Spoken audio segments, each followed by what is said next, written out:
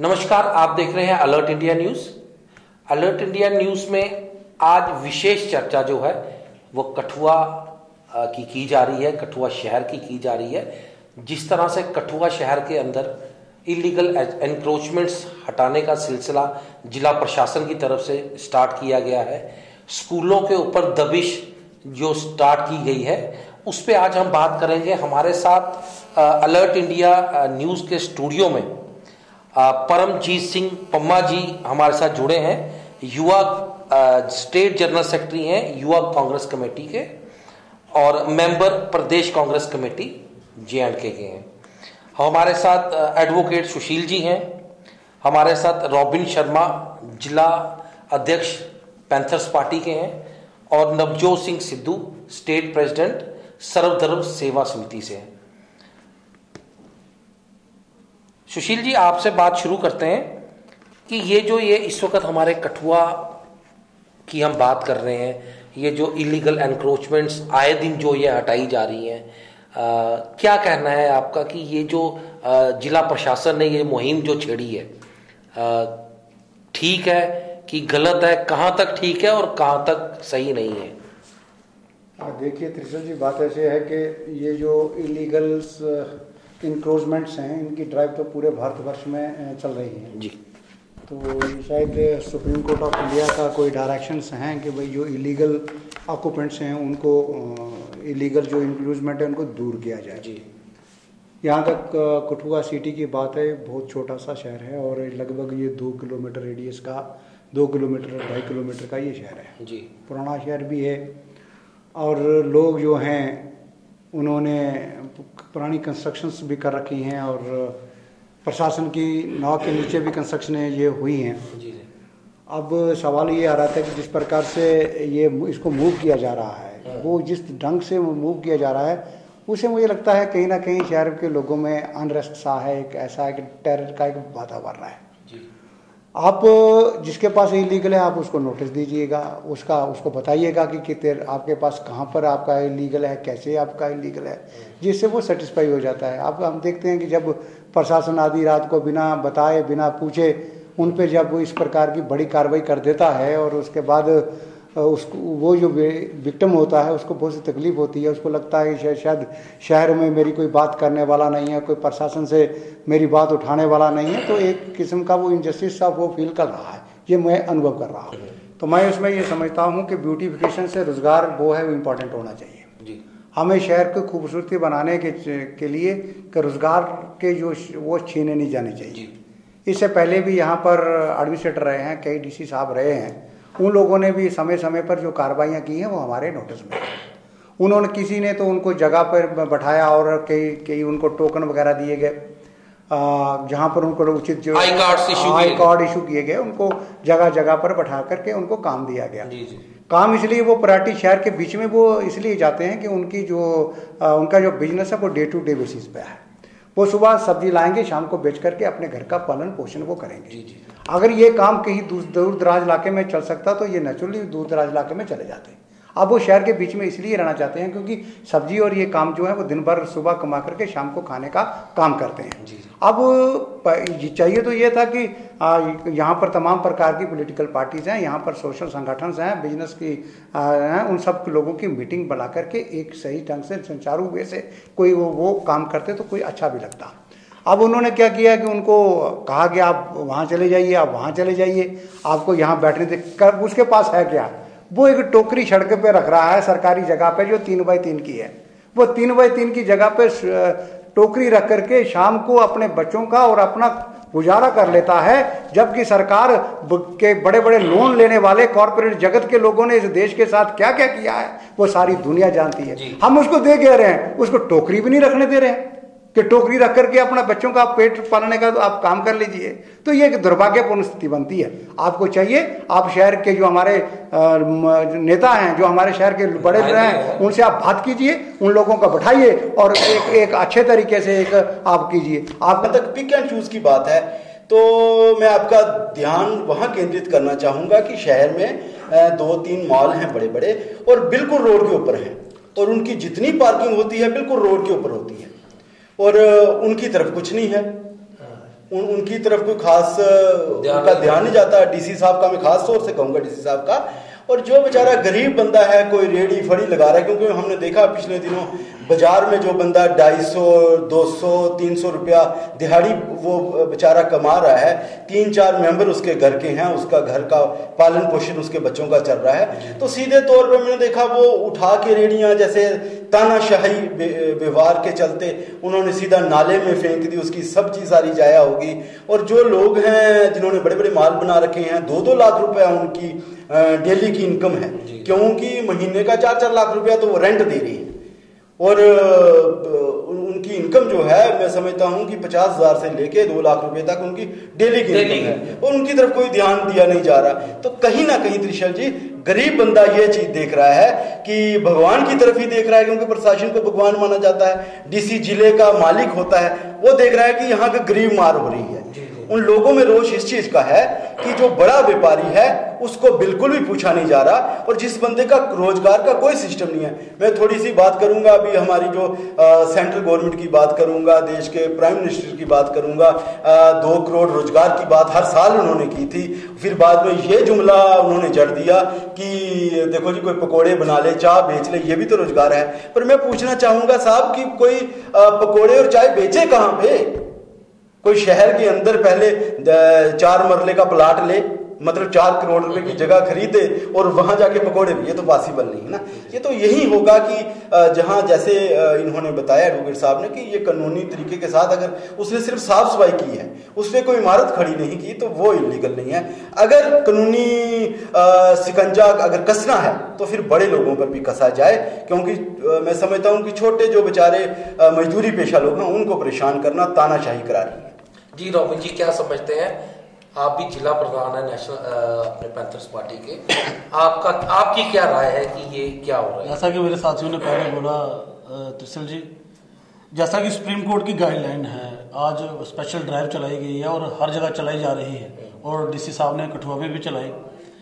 मैं डीसी साहब से ये कहना चाहता हूँ आज इस बहस के माध्यम से कि इन्होंने रेडी फड़ी पे इन्होंने अपनी जो ड्राइव वो चलाई, लोग वहाँ से उठाए, ठीक है, बाजार साफ सुथरा भी हुआ। लेकिन मैं ये कहना चाहता हूँ, मेरे भाई सिद्धू जी ने कहा कि हमारी सरकार ने, मोदी जी ने लोगों से वायदा किया था कि हम 2 करोड़ रोजगार देंगे, तो उसमें तो वो फेल साबित हो गए हैं। तो उसमें तो हम देखेंगे 2% रोजगार देने में भी हमारी सरकार जो है वो नाकामयाब रही है। तो हम ये कहना चाहते हैं कि जो रेडी फड़ी वाला, अब वहाँ पर ग्रेजुएट बच्चे भी हैं, वहाँ पर मेट्रिकुलेट भी हैं, और जो आदमी पढ़ा है जहाँ, तो उसके अकॉर्डिंगली गवर्नमेंट उसको जॉब दे, उसको अब जॉब तो मिल रही है। और रेडी फड़ी वाला कौन बंदा लगाता है जिसको बड़ी जरूरत होती है, वो बिल्कुल शर्म नहीं करता है, वो सामने आता है, वो रेडी फड़ी लगाता है, वो 5,000 का माल मार्केट से उठाता है और वो बेचता है, उसका परिवार चलता है। और जहां पर जो ड्राइव चलाई गई और जो गाज उन पर गिरी, मैं क्योंकि हमारे भाई हैं, हमारे दोस्त हैं, वो जहां पर चलाते थे, ठीक है, वहां पर एक तो वहां पर फुटपाथ पे आपने भी देखोगा, हम भी इस शहर के हैं, वहां पर चलता कोई नहीं है जो हॉस्पिटल के साथ, तो ठीक है, इलीगल है वहां पर। डीसी साहब ने जो काम किया वो ठीक किया। उन्होंने उनको बोला कि वहां पर कोई एक जगह उनको दी, पुरानी मंडी थी। मैं डीसी साहब से ये कहना चाहता हूं, हर काम लोकेशन पे होता है, और आप किसी को बोलोगे कि आप जंगल में चले जाओ, वहां पर आप पकौड़े लगा लो, वहां पर आप सब्जी लगा लो, वहां पर कोई जाएगा नहीं। और जो हमारी पूरी मेन सिटी है वो शहीदी चौक से लेकर बाजार तक वहीं पर काम है, आप भी लोकल है वहां के, और कोई वहां से बाहर जाएगा तो वहां पर काम नहीं है। परमजीत जी, आप हमें ये बताइए कि क्या कहना है आपका, ये जो सारी इलीगल एनक्रोचमेंट हो रही है, हम भी ये चाहते हैं, हम भी अलर्ट इंडिया न्यूज के माध्यम से डीसी साहब को ये मैसेज देना चाहते हैं कि इलीगल एनक्रोचमेंट्स जो है वो हटाई जाए, पर किसी की रोजी रोटी छीन के, किसी को मतलब कि किसी का बिजनेस छीन के कोई इसमें अच्छी बात नहीं है। अगर आपने कुछ करना ही है तो उन लोगों के लिए भी अच्छा किया जाए, जो लोग जो है जिनका ये जो रोजगार जो है वो छीना जा रहा है, उनको भी कहीं ना कहीं पे बैठने का प्रबंध किया जाए। जी परमजीत जी, आपका क्या कहना है इस बारे में? पहले तो त्रिशल जी, मैं आपको थोड़ा सा ब्रीफ से बताना चाहूंगा कि आपने देखा पिछले दिनों जो जीएसटी लागू हुआ, हमारे कम से कम 2000 युवा जो लखनपुर में जो काम करते थे, पहले तो जीएसटी से उनकी रोजी रोटी छीनी गई।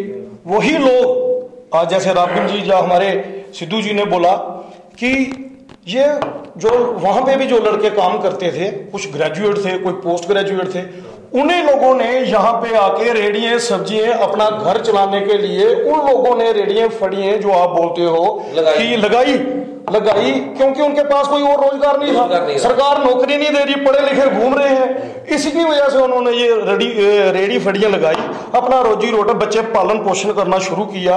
उसी वक्त ये अगर डिस्ट्रिक्ट एडमिन डीसी साहब ने इन पे एक्शन लिया कि इनकी रेडी फड़ियों वालों उठा के, ऐसा तो आप बोल रहे हैं जैसे कि एक तो मैं आपको ये बताना चाहता हूं, इंक्रोचमेंट और difference between encroachment and illegal construction. ये गरीब लोग हैं, अगर ये कहीं रेडी फड़ी लगाते हैं इनको उठा दिया जाता है।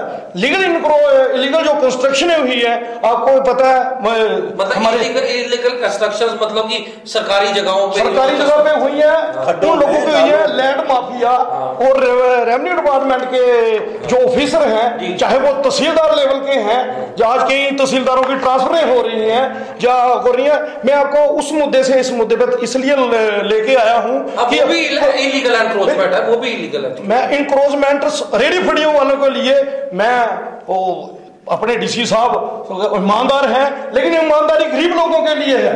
इलीगल कंस्ट्रक्शन जो उनका भू माफिया जो है, इनके ऑफिसरों के साथ, लेकिन आपको माननीय सुप्रीम कोर्ट ने भी डायरेक्शन है और वाटर बॉडी एक्ट के अंदर जो वो आप खड्ड के ऊपर कोई कंस्ट्रक्शन नहीं कर सकते, गैर मुमकिन खड्ड के ऊपर नहीं कर। पार्लियामेंट एरिया आप देखें, सुशील जी भी उसी साइड के हैं, मैं भी। अब वो देखें ये जो अपनी ड्रीम पार्क से लेकर वो नीचे जराई को जाती है, वहां पे तो पूरा स्टे है, कोई करने लगता। लेकिन आज के आप देखें कंस्ट्रक्शन हुई है, किसने की है? तहसीलदार का कोई रिश्तेदार है, कुछ तहसीलदार ने को की है और ये रेवेन्यू डिपार्टमेंट ने। कौन सा तहसीलदार ने की है?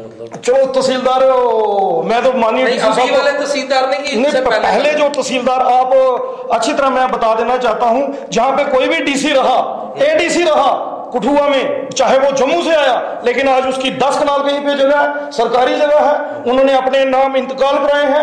और मैं आपको बताना, कुछ ऐसे पटवारी हैं और आपके गिरदौर हैं जो 5 साल पहले कठुआ में आए, उनके पास 5 रुपये नहीं थे, आज उनके पास करोड़ों रुपए की खड्ड उन्हें मिली है। और यहाँ पे त्रिशल जी मैं बता देना चाहता हूँ, ये लोग फड़ी रेडी की प्रॉपर्टी बना ली है।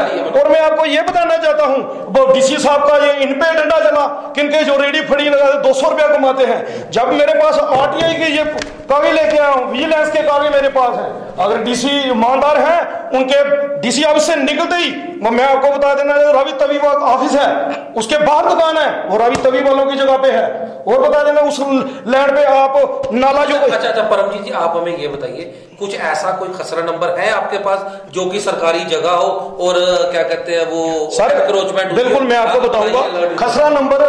देखो, पहले तो जो आप, मैं इस मुद्दे पे इसलिए लेके आया हूं कि रेडी फड़ी वालों को आपने उठाया, उनका रोजी रोटी से नहीं, लेकिन ये लोग जो भू माफिया आपके ऑफिसर इन्वॉल्व हैं, उनको सब पता है। खसरा नंबर 187 जो वाटर बॉडी एक्ट के अंदर आता है, उसमें कोई कंस्ट्रक्शन नहीं है। आप अभी भी चले जाएं, आपके ये म्युनिसिपैलिटी के खिलाफ फर्जी के इंस्पेक्टर, उसकी दुकान है, उसकी वहां पे दुकान है, उसकी दुकान है 187 खसरा नंबर के अंदर, ये उनकी दुकान है। किसने बनाई? अगर आज इंक्रोचमेंट और डीसी साहब उड़ा रहे हैं, आज ये म्युनिसिपैलिटी वाले जा रहे हैं, इनको परमिशन किसने दी? पहले इन्होंने परमिशनें दी, परमिशन इन लोगों ने दी है ना। अगर परमिशन इन लोगों ने वहां पे लाख रुपया खर्च किया, जब खूबसूरती जैसे मेरे भाइयों ने बताई उन्होंने बनाई, तो आज ये उसको तोड़ने चाह रहे हैं। और ये क्यों हो क्या रहा है? मीडिया ट्रायल हो रहा है, ये मीडिया ट्रायल हो रहा है कि मैं बड़ा ईमानदार हूं या हमारी टीम बड़ी ईमानदार है, लोग हमें देखें। आप उन लोगों पे क्यों नहीं कार्रवाई कर रहे? आपने नायब तहसीलदार क्यों नहीं कर रहे? आपने देखा ये मेरे पास विजिलेंस के लेटर हैं जो इन्होंने। खसरा नंबर बताइए ना डीसी साहब को, हमारे खसरा नंबर के माध्यम से बताइए, पता चलना चाहिए डीसी साहब को कि इस खसरा नंबर के ऊपर यहाँ पे जो है एनक्रोचमेंट चल रही है और डीसी साहब जो है इन खसरा नंबर के ऊपर जो है वो कार्रवाई करे और उसमें तहकीकात होनी चाहिए कि कौन से लोग हैं वो जिन्होंने इन सरकारी जगहों के ऊपर जो है वो एनक्रोचमेंट की है। और हम ये समझेंगे अगर डीसी साहब इन खसरा नंबर के ऊपर जो है एक्शन करते हैं तो हम मानेंगे कि डीसी साहब जो है वो ईमानदार है। मैं पूरा इसको आपको ब्रीफ करूंगा एक एक वर्ड। और कल एडीसी साहब भी गए थे, शायद वो बाद में बताता हूं। लेकिन खसरा वाटर बॉडी एक्ट के अंदर 187 पे कंस्ट्रक्शनें हो रही हैं और म्युनिसिपैलिटी वालों के भी हैं, वहां पे नायब तहसीलदार की भी दुकानें हैं। आपको बता रहा हूं। अब खसरा नंबर चक मुंसिफदार, अच्छा ये आपको बताऊं आज से 10-15 साल पहले चक मुंसिफदार खसरा नंबर 70, 70, 71 और 190 70, 71, 190 इस खसरा नंबर के तहत इन लोगों ने क्या किया, आपको मैं ये जो भू माफिया है, भू माफिया इनके रेवेन्यू जो ऑफिसर हैं उनके साथ मिलके एक गैंग बना हुआ है। वो कुछ पार्लियामेंट के लोग हैं, वो डिस्प्यूटेड जगह देखते हैं लड़ाई किसकी है, वो गैंग जाता है वहां पे, इनके गुरदोवर जाते हैं, नायब जाते हैं, नायब तहसीलदार पैसे खाते हैं, गुरदोवर अपनी दुकान रख लेता है, उससे कंप्रोमाइज का 10 मरले का प्लाट रख रहा है। इस पे वेरीफाई किया जाए, अभी भी 4 द्वारी है इस खसरा नंबर के अंदर। नेशनल हाईवे पे पल्ली मोड़ पे आप जा रहे हैं, ये पठानिया जो आपकी बार है उसके साथ पीछे।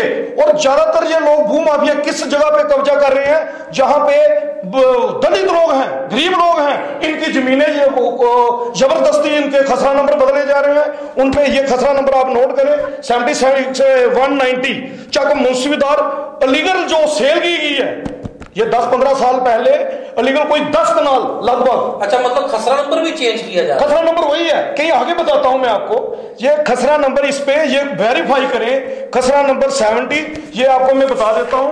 ये एक आरटीआई मैंने लगाई, ये देखो नायब तहसीलदार क्या रिपोर्ट दे रहा है, नायब तहसीलदार रिपोर्ट दे रहा है, मैंने आरटीआई लगाई, मुझे खसरा नंबर 70, 71 और 190 कि मुझे स्टेटस दिया जाए 97 के बाद इस पे वो गुरदोवरी किसकी है या इसका इंतकाल किसका हुआ है। अगर मैंने इसमें लिखा ये अगर ये गवर्नमेंट लैंड है तो कंस्ट्रक्शन कैसे हुई, कौन से लोग थे जिन्होंने करवाई, और कौन सा आपका डिपार्टमेंट का आदमी था जिसने भू माफिया के साथ मिलकर उन लोगों से पैसे लिए। विशेष कम्युनिटी को बसाया गया, जो तहसीलदार था उसने विशेष कम्युनिटी को बसाया गया, अपनी कम्युनिटी के जथाने के लोग अगर वहां पे बसे, और आगे जो फ्रंट पे दलित लोग थे, अब जबरदस्ती वहां पे तहसीलदार फोर्स लेके जाता है, उनको कहता है कि उठ जाओ, नहीं तो ये सुप्रीम कोर्ट का ऑर्डर है कि रास्ता देना है।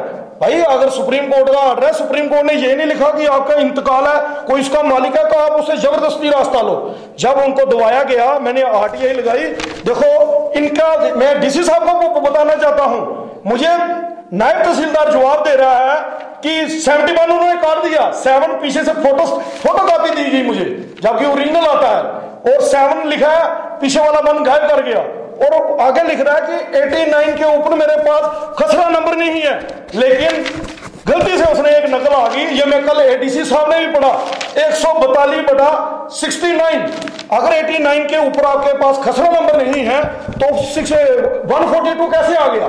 ये पूरी की पूरी भू माफिया, कुछ लोग हैं, मैं उनका नाम नहीं लेना चाहता, अब आपको मैं नेक्स्ट आगे बताता हूं। आप इन गरीब लोगों पे कार्रवाई कर रहे हैं, इन लोगों सब्जी वालों को कर रहे हैं, वो फ्रंट क्यों? अगर छोटा, आप छोटे लोगों को तंग करते हैं, अब मुझे ये नहीं पता वो ईमानदारी गरीबों के लिए है, ये इंक्रोचमेंट हटाने के लिए, या ये बड़े बड़े माल वालों को संरक्षण देने के लिए है, कि आपके लिए हमारा कानून नहीं है, इन गरीब लोगों के लिए, रेडी फड़ी वालों के।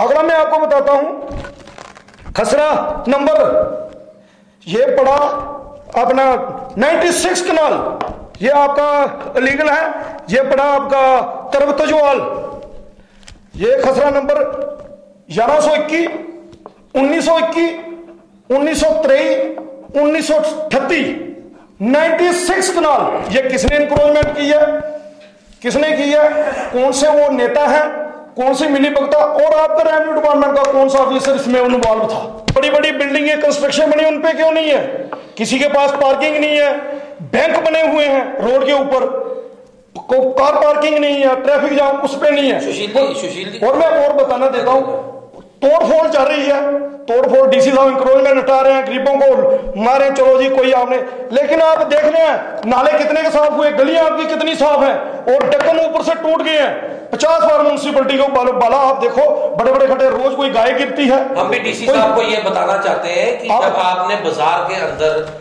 एनक्रोचमेंट हटाने के लिए निशानदेही जो है फुटपाथों पे की और म्यूनिसिपल कमेटी को जब आपने कहा कि ये फुटपाथ जो है टूटने चाहिए और लोगों ने वो फुटपाथ तोड़े भी हैं और ना वहां उसका मुद्दा ये था कि नालियां जो है वो साफ होनी चाहिए, नालियां जो है वो दिखनी चाहिए, पर आज तक ना वो नालियां साफ हुई हैं ना ही कुछ हुआ है, पर लोगों ने अपनी दुकानों के आगे जो फुटपाथ है वो तोड़े गए थे। हम अलर्ट इंडिया न्यूज के माध्यम से डीसी साहब को ये बताना चाहते हैं कि हम जिला प्रशासन के साथ है, इलीगल एनक्रोचमेंट्स जो है वो हटानी चाहिए, पर किसी भी नाजायज बंदे को तंग नहीं किया जाना चाहिए।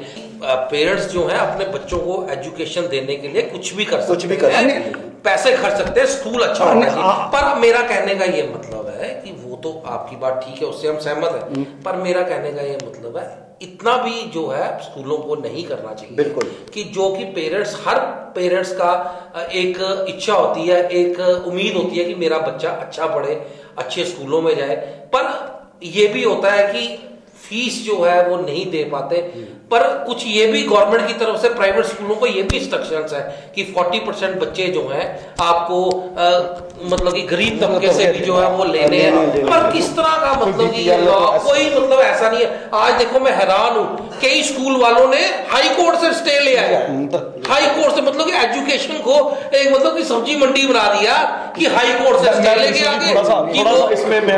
यही बात है, क्या कह रहे हैं आप इसमें? देखिए बिल्कुल सही बात कही इन्होंने, एडवोकेट साहब ने, कि कहीं ना कहीं वो सिस्टम जिस तरह का बताया जा रहा है उस तरह का भी नहीं है जी। अगर हम बात करें कहीं ना कहीं से आवाज उठती है कि री एडमिशन की आवाज उठती है, एनुअल चार्जेस की आवाज उठती है, ये आवाज उठती है कि बच्चों से एक्स्ट्रा यानी कि पे किया जा रहा है उनको, ये सिस्टम है सारा। और कहीं ना कहीं ये भी हमें समझना पड़ेगा, जैसे इन्होंने की बात की जिसकी जितनी समर्था है, अगर किसी के पास अधिक पैसे हैं तो वो मसूरी या ऐसे स्कूलों में पढ़ाएगा जहां पे फिल्म स्टार के बच्चे पढ़ते हैं, बड़े बड़े नेताओं के बच्चे पढ़ते हैं। लेकिन एजुकेशन सिस्टम की अगर हम बात करें, सरकारी एजुकेशन सिस्टम, जैसे आपने कहा कि उसमें उन्होंने कहा कि 10th तक ये तो फ्री है, हमारे जम्मू कश्मीर में एडवोकेट साहब ने कहा कि यहाँ तो यूनिवर्सिटी तक ऐसा प्रावधान है कि फ्री पढ़ाया जाएगा सिस्टम, लेकिन ग्राउंड लेवल पे आपको ऐसा कुछ दिखेगा नहीं। जब हम मैं आपको एक पहलू और बताऊं, जब हम बात करते हैं कहीं से कि जैसे बाहर से हमारी गाड़ी आ रही है, मैं देख रहा हूं कई अच्छे स्कूल हैं, बड़े बड़े स्कूल हैं। पठानकोट से, मैं नजदीक की जो स्टेट है पंजाब की, सबसे पहली हमारे नजदीक स्टेट पड़ती है, मैं पठानकोट की बात करूं, वहां से पता नहीं 40-50 गाड़ियां आती हैं, यहां से बच्चे भरते जाते हैं, वो टोल पे करते हैं नहीं करते, वहां आरटीओ के साथ उनकी क्या सेटिंग है कुछ भी नहीं पता, काला बाजारी है पूरी। हमारे यहां से लोग जा रहे हैं, वो लाखों रुपया वहां दे रहे हैं, और वहां ये सिस्टम नहीं है, वहां 1500-2000 जैसे यहाँ प्राइवेट स्कूलों का सिस्टम है, महीने का 2500, वो सिस्टम नहीं है। वहां पे सिर्फ पैकेज है 5 लाख का, 4 लाख का, 8 लाख का, इतना बड़ा इंटरनेशनल स्टैंडर्ड की वो पे कर रहे हैं। लेकिन जहां तक बात करें यहाँ की री एडमिशन की बात, तो मुझे तो कोई समझ नहीं लग रही री एडमिशन में। मैंने देखा कुछ लोग ऐसे बना के सिस्टम, क्योंकि हर जगह है वो 4 लोग चेहरे दिखते हैं, कभी किसी पेरेंट ने इस तरह की डीसी साहब को डायरेक्ट जाके मेरे ख्याल से वो कंप्लेन नहीं की होगी। कुछ लोग हैं 4, पता नहीं उनकी क्या मंशा है, वो बार मैं आपको बताता हूँ त्रिशल जी, आप लखनपुर से शुरू हो जाओ, सांबा तक जाके देख लें, हम अपने डिस्ट्रिक्ट की बात करें तो बड़ी बड़ी होर्डिंग्स लगी हैं, फ्री एडमिशन, इतना कंपटीशन है प्राइवेट स्कूल में। और जैसे एडवोकेट साहब ने कहा कि कहीं ना कहीं ये गवर्नमेंट को सपोर्ट कर रहे हैं साथ में।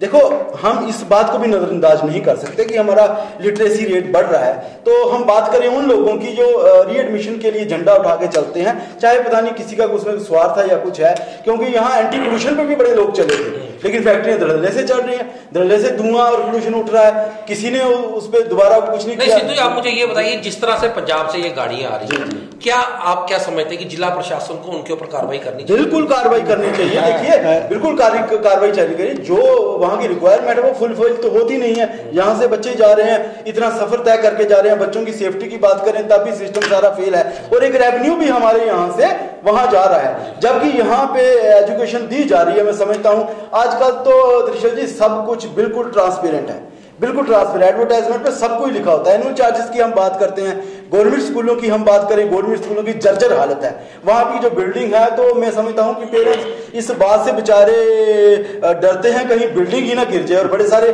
जम्मू कश्मीर के हम देखे ऐसे इलाके, डोडा किश्तवाड़, जहाँ बिल्डिंगें भी गिरी हैं और बच्चे वहाँ जख्मी भी हुए हैं, और वेल एजुकेटेड स्टाफ है, उसकी कोई टेंशन की बात नहीं है, लेकिन अंदर फैसिलिटी नहीं है। लेकिन जब हम लोग ये बात सोचते हैं, एक तरफ की बात कभी नहीं करनी चाहिए। हम लोग सोचते हैं हमारे बच्चे के अंदर वो एक्स्ट्रा ऑर्डिनरी हो, बच्चा स्पोर्ट्समैन भी हो, बच्चा सिंगर भी बने, बच्चा जूडो कराटे भी खेले, बच्चा हमारा नेशनल लेवल तक भी जाए, तो फिर हम बात करते हैं कि यहाँ एनुअल चार्जेस, देखो जो जहाँ तक एनुअल चार्जेस की बात है वो एक्स्ट्रा पे करते हैं। आज अगर कोई म्यूजिक का टीचर रख रहा है, ये चीजें रख रहे हैं, स्पोर्ट्स का रख रहा है, क्या कहना है एक्स्ट्रा पहले बात चलती है। एक बात में सर आपको एक बात कही, मैं ब्रीफ करना चाहूंगा इन शॉर्ट टाइम, मैं ब्रीफ करना चाहूंगा। पहले डीसी साहब से मेरी एक रिक्वेस्ट है कि जो हमारे साथ लगती स्टेट्स, पंजाब स्टेट्स है, हिमाचल से भी कुछ बसें आती हैं। मैं आपको बता दूं, तवी कॉलेज है, साई कॉलेज है, प्रताप वर्ल्ड स्कूल है, मोंटेसरी स्कूल है, संदीपनी है, हेरिटेज है, ये कोई कम से कम 20 और 30 के बीच ये बसें आती हैं।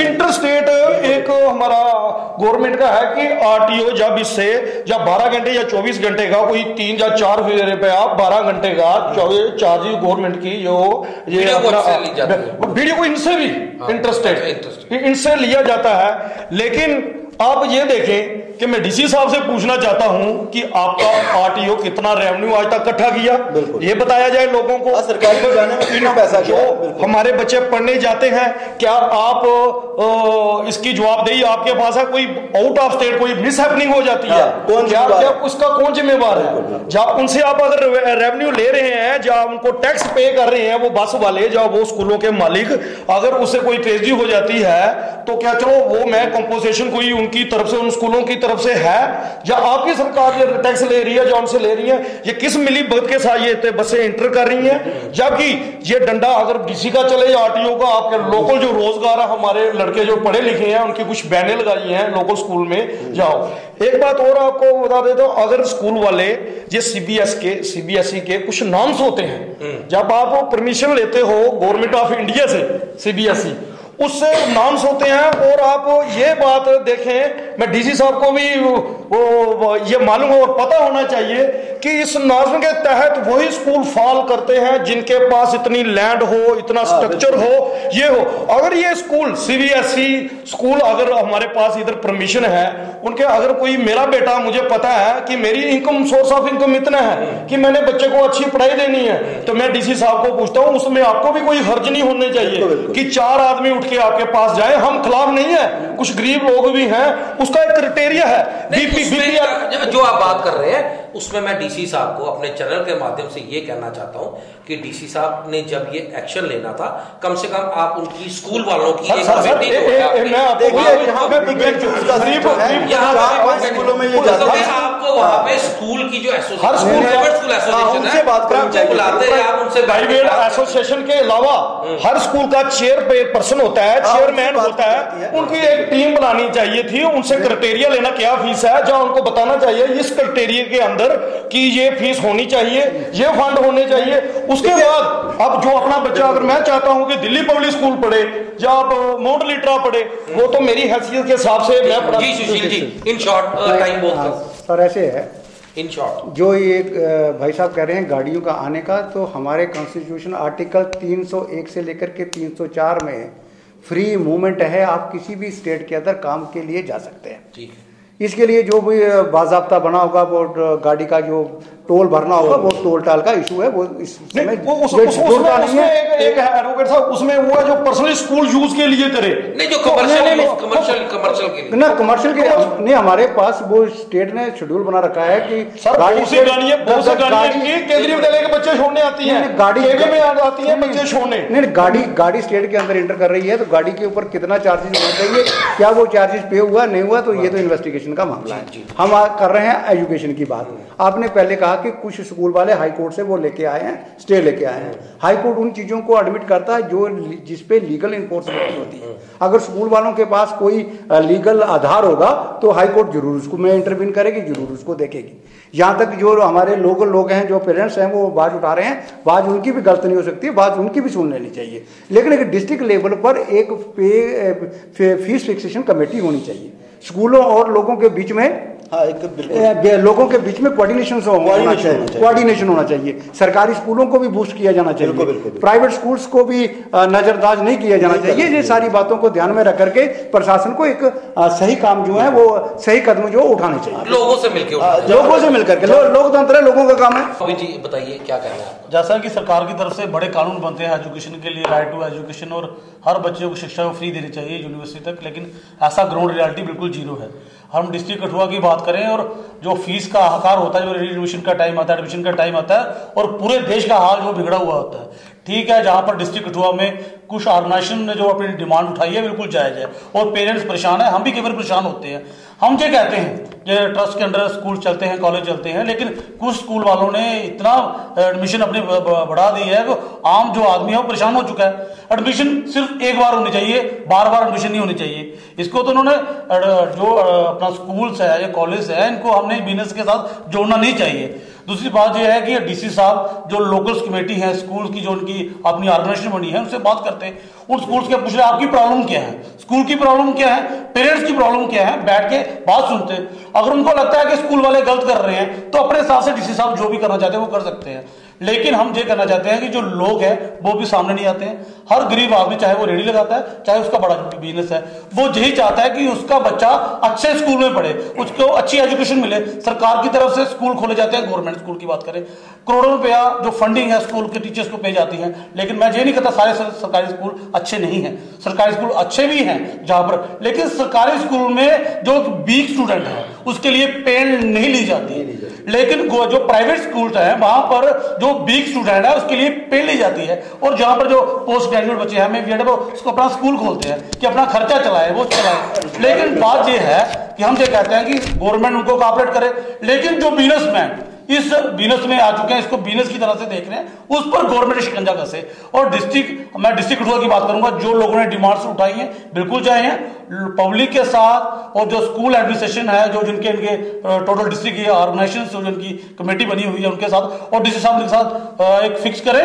और जो भी डीसी साहब बोले कि रीएडमिशन तो होनी नहीं चाहिए, मैं भी बोल रहा हूं, तो हमारे रिलेटिव स्कूल चलाते हैं, वहां पे कोई रीएडमिशन नहीं है। एक फीस जाए जिसमें स्कूल वालों को कोई प्रॉब्लम ना हो और पेरेंट्स को कोई प्रॉब्लम ना हो, और आगे अफरा तफरी का मोल लेना चाहिए कि एक आदमी एजुकेशन का काम दे रहा है, वो लोन लेके स्कूल चला रहा है, तो सीधे से आपकी टीम चलेगी। और पिक एंड चूज नहीं होना चाहिए। हम ये कहते हैं कि स्कूल वाला कोई भी नहीं चाहता कि उनके स्कूल में कोई आ जाए, उसके स्कूल का नाम बदनाम हो, और पेरेंट्स को भी कोई परेशानी नहीं होनी चाहिए।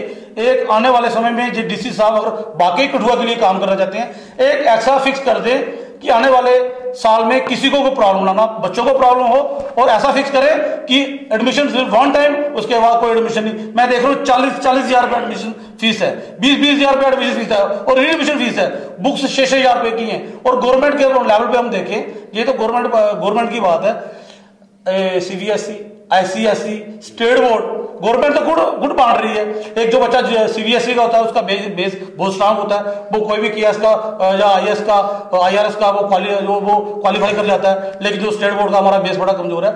लेकिन गवर्नमेंट को भी देखना चाहिए कि हम जो एजुकेशन है पूरे देश में एक जैसी दें, उसमें हम डिफरेंसेस ना करें। और आने वाले दिनों में मेरी इस हिसाब से यही रिक्वेस्ट है कि आप रेडी फड़ी वालों के बारे में भी सोचें, और उनके बारे में सोचें, और जो स्कूल्स हैं, जो लोग हैं, एक जॉइंटली मीटिंग करके एक फिक्स करें जिसमें लोगों को भी परेशानी ना हो और स्कूल वालों को भी परेशानी ना हो।